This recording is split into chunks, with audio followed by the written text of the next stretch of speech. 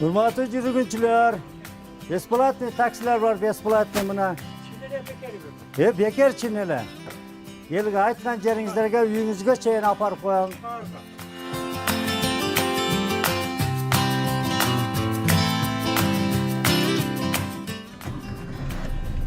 Mana jiraveraylar.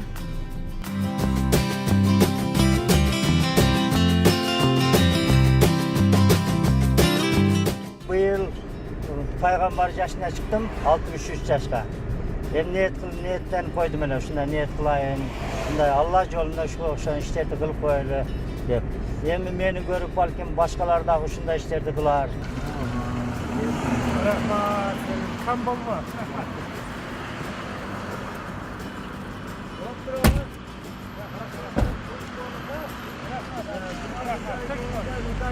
Bir baştan tanı alalım. Qaysi mağazada? Rahmat, tam bomba. Geliverasiz.